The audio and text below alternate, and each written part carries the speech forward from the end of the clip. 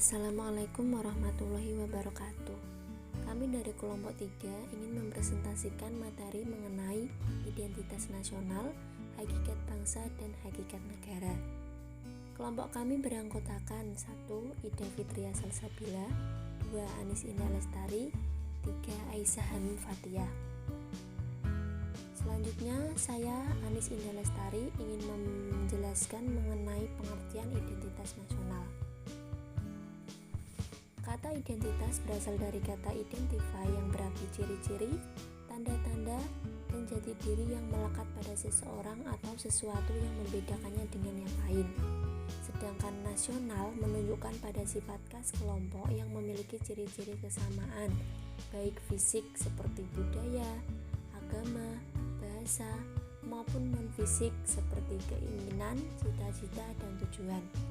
Jadi, identitas nasional merupakan kelompok masyarakat yang memiliki ciri dan melahirkan tindakan secara kolektif yang diberi sebutan nasional.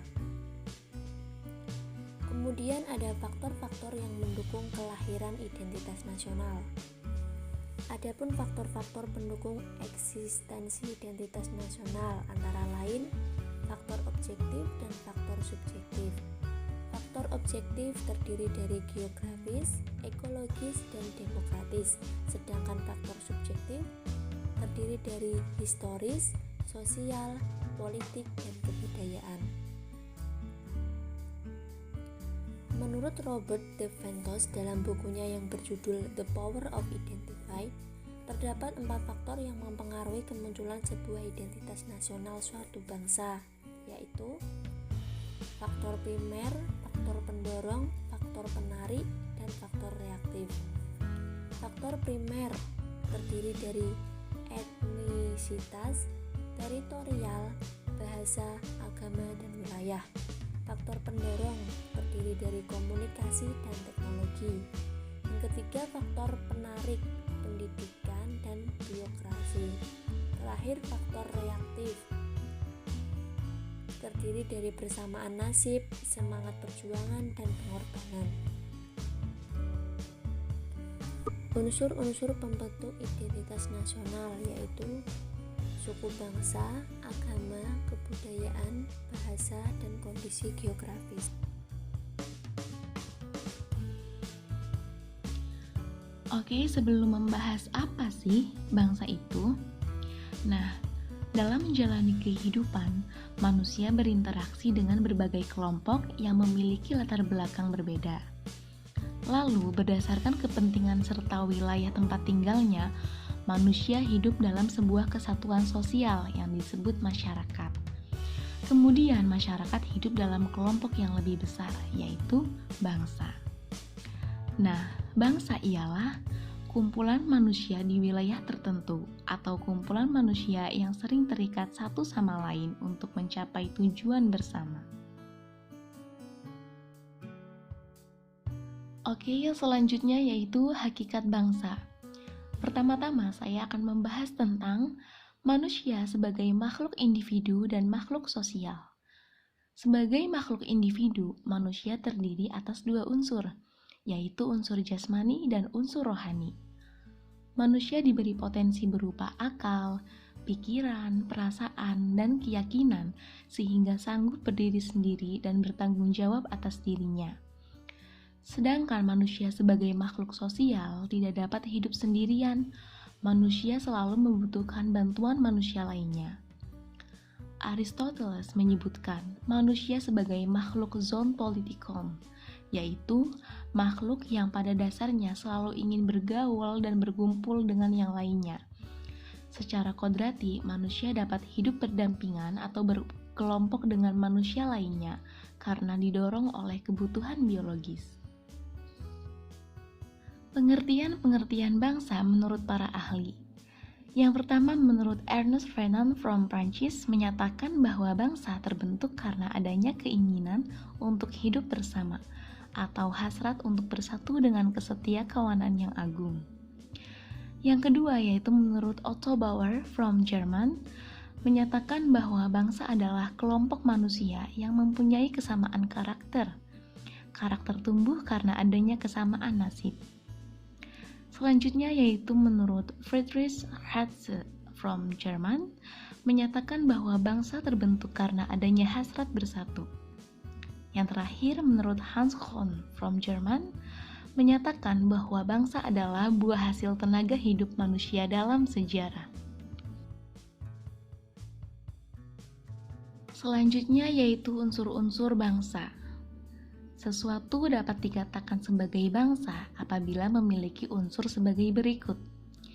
Yang pertama, adanya sekelompok manusia yang memiliki keinginan untuk bersatu.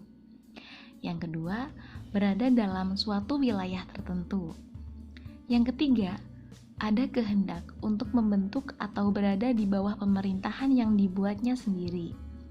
Yang keempat, secara psikologis merasa senasib, sepenanggungan, setujuan, serta memiliki cita-cita yang sama. Yang terakhir, adanya kesamaan karakter, identitas, budaya, bahasa, dan lain sebagainya sehingga dapat dibedakan dengan bangsa lainnya.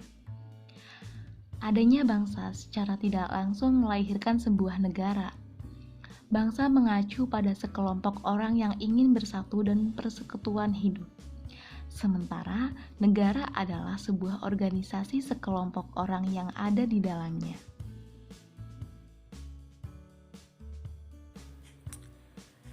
Saya Aisyah Fathia ingin menjelaskan tentang materi selanjutnya, yaitu hakikat negara. Negara menurut Kamus Besar Bahasa Indonesia mempunyai dua pengertian. Pertama, negara adalah organisasi di suatu wilayah yang mempunyai kekuasaan tertinggi yang sah dan ditaati rakyatnya. Kedua, negara adalah kelompok sosial yang menduduki wilayah atau daerah tertentu yang diorganisir di bawah lembaga politik dan pemerintah yang efektif, mempunyai suatu kesatuan politik, berdaulat sehingga berhak menentukan tujuan nasional. Berdirinya suatu negara sangat berkaitan dengan adanya keinginan manusia yang membentuk suatu bangsa karena adanya berbagai kesamaan dalam hal ras, bahasa, adat, istiadat, dan sebagainya. Hakikat berdirinya suatu negara sangat penting, artinya bagi rakyat atau bangsa yang membutuhkan wadah untuk menjamin kelangsungan hidupnya.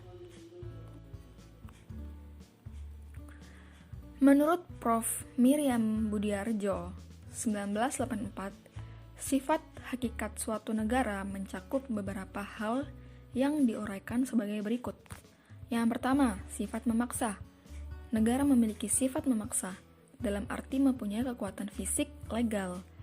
Sarana yang digunakan untuk memaksa dapat berupa polisi, tentara, dan alat penjamin hukum lainnya. Contoh bentuk paksaan yang dapat dilihat dalam suatu negara adalah UU Perpajakan.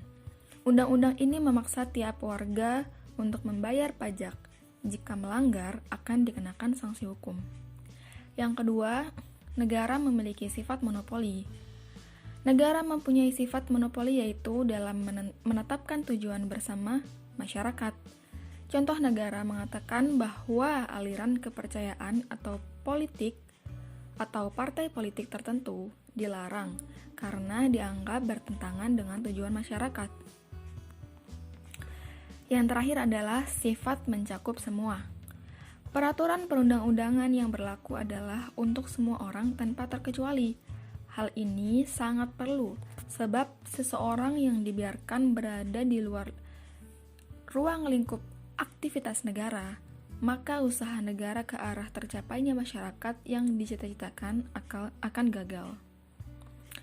Sekian penjelasan dari kami, kurang lebihnya kami mohon maaf yang sebesar-besarnya. Terima kasih. Wassalamualaikum warahmatullahi wabarakatuh.